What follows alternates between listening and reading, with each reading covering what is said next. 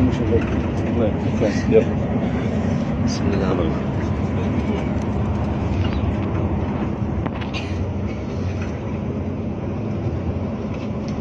الحمد لله هدانا إلى الإسلام وجنبنا عبادة الأصنام وسلمنا ذروة عز لا ترام، وأرسل إلينا محمدا عليه الصلاة والسلام بالهدى ودين الحق ليظهره على الدين كله، وكفى بالله شهيدا، وأشهد أن لا إله إلا الله وحده لا شريك له، وأشهد أن محمدا عبده ورسوله صلى الله عليه وعلى آله وصحبه وسلم تسليما مزيدا.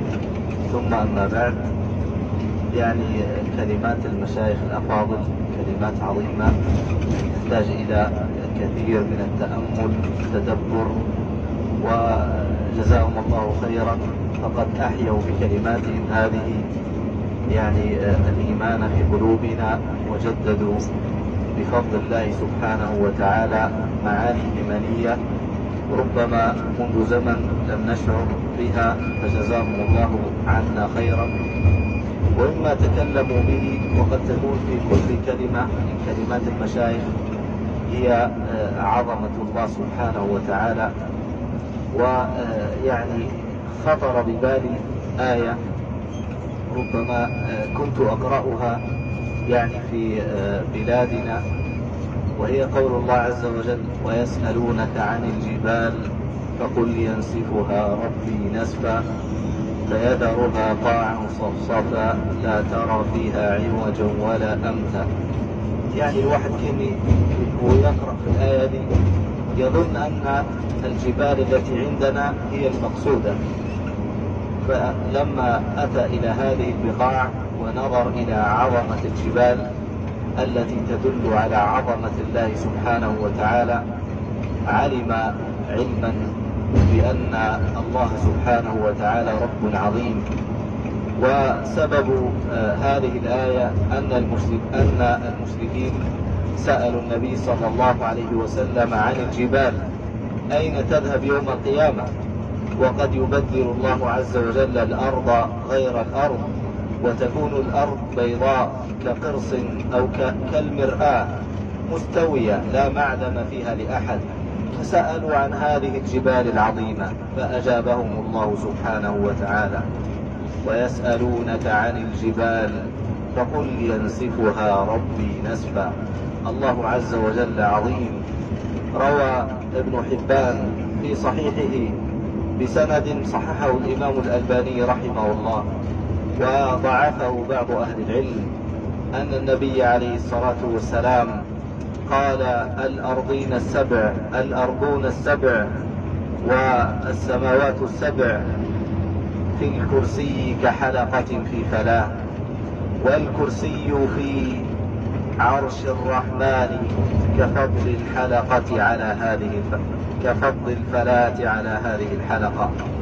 وروي في مسند الإمام أحمد مطولا ولكن في سنده ضعف أن النبي عليه الصلاة والسلام قال: لو وضعت السماء الأرضون السبع في السماء الدنيا لكانت كحلقة في فلاة.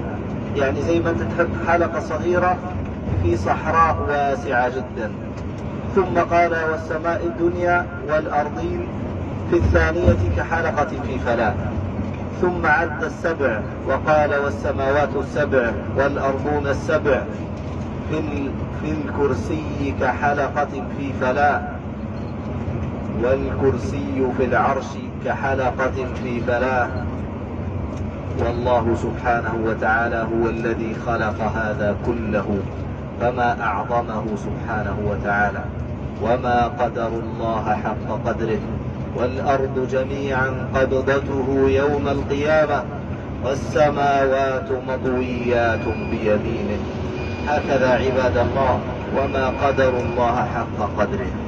الإنسان إذا تأمل في هذا الكون كله وانظر إلى عظم الأرض وعظم السماوات، إذا وضعت في الكرسي فهي كحلقة صغيرة ألقيت في صحراء واسعة شاسعة. انظروا عباد الله والكرسي الذي لا ترى معه السماوات السبع والأرضين السبع هو في العرش كحلقة في فلاة، والله أكبر، الله أكبر من ذلك كله. هذه مخلوقات خلقها الله سبحانه وتعالى.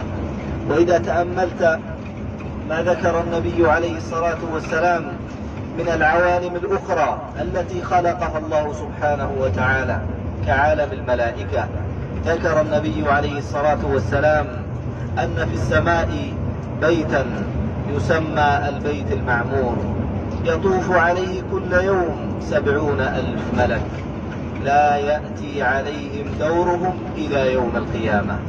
يطوف 70 ثم ينتظرون نوبتهم فلا تأتي إلى يوم القيامة لكثرة الملائكة. أين هؤلاء؟ أين يمكثون؟ أين يتعبدون لله سبحانه وتعالى؟ وانظر عندما تحدث النبي عن أحد الملائكة قال عليه الصلاة والسلام: أذن لي أن أتحدث عن ملك من حملة العرش، ملك واحد أذن الله لنبيه عليه الصلاة والسلام أن يتحدث عنه، فقال عليه الصلاة والسلام: ما بين عاتقه وشحمة أذنه مسيرة 500 سنة. الله أكبر. هذا مخلوق من مخلوقات الله عز وجل. يسير الطائر أو الراكب السريع ما بين عاتقه إلى شحمة أذنه مسيرة 500 سنة. هكذا عباد الله، وما قدر الله حق قدره. النبي عليه الصلاة والسلام عندما نزل عليه الوحي رأى جبريل عليه السلام في المرة الثانية بعد أول مرة رآه فيها في غار حراء. رآه عليه الصلاة والسلام عندما فتر الوحي وانقطع.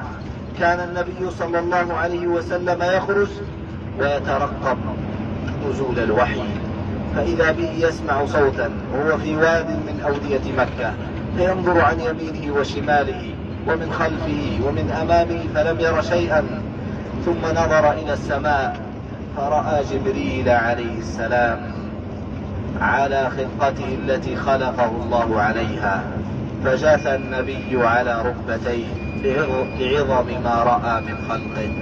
قال له 600 جناح، الجناح يسد الأفق، جناح واحد لا ترى منه السماوات إذا ما وضع بينها وبين الأرض.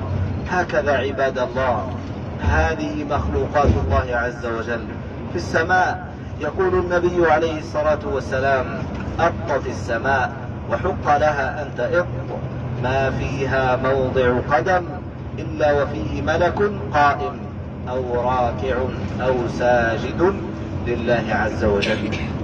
ورد في الأثر أن الله عز وجل خلق ملائكة خلقهم راكعين، فهم كذلك إلى يوم القيامة. ومنهم من خلق ساجدا فلا يرفع رأسه إلا يوم القيامة، فلما يرفع رأسه ويرى الله سبحانه فيقول: سبحانك ربنا ما عبدناك حق عبادتك. هو الذي خلق ساجدا وما رفع رأسه إلا بين يدي ربه يوم القيامة، فيقول: سبحانك ربنا ما عبدناك حق عبادتك. ومع عظمة هذا الرب إلا أنه رحيم سبحانه وتعالى، رحيم وله رحمة واسعة يتصف بها. فهو عز وجل كتب عنده عند العرش أن رحمته سبقت غضبه جل جلاله وتقدست أسماؤه، وأن الله عز وجل جعل 100 رحمة فأنزل رحمة منها تقتسمها الخلائق، وعنده 99 رحمة، فإذا كان يوم القيامة جمع 100 رحمة. هكذا عباد الله، الله سبحانه وتعالى لا يرد من أتاه ومن أقبل عليه، كما ورد في الصحيح أن النبي عليه الصلاة والسلام قال الله عز وجل في الحديث المشهور أن من أقبل على الله يمشي أقبل الله عليه هرولة، وهذا آخر الحديث وأوله معلوم ومشهور. فإذا أقبلت على الله أقبل الله عز وجل عليك، بأنه كريم سبحانه وتعالى، رحيم بعباده، أرحم بنا من أمهاتنا وآبائنا. لذلك عباد الله أقبلوا على الله وأنتم في كامل الرجاء وفي كامل ما في قلوبكم من أن الله عز وجل سيقبل وسيرحم وسيستجيب سبحانه وتعالى. روي أن سفيان رحمه الله وهو إمام عظيم من أئمة الحديث كان يوم عرفة يجثو على ركبتيه ويدعو، فجاءه رجل من تلاميذه وجلس بجواره ثم قال: يا إمام، من أسوأ هذا الجمع حالا؟ من هو أسوأ الناس في هذا الموقف؟ فقال: الذي يظن أن الله لا يغفر لهؤلاء، الذي يظن أن الله لا يغفر لهؤلاء. يقول النبي عليه الصلاة والسلام: الحجاج والعمار وفد الله، دعاهم فأجابوا وسألوه فأعطاهم. فأنتم عباد الله في عبادة عظيمة، عبادة فاضلة، لذلك كونوا على أعظم الرجاء وكونوا على أعظم الإقبال على الله عز وجل، واعلموا أنه هو الذي وفقكم إلى ذلك، فوالله لولا الله ما اهتدينا ولا تصدقنا ولا صلينا، فأنزلا سكينة علينا وثبت الأقدام إن لاقينا.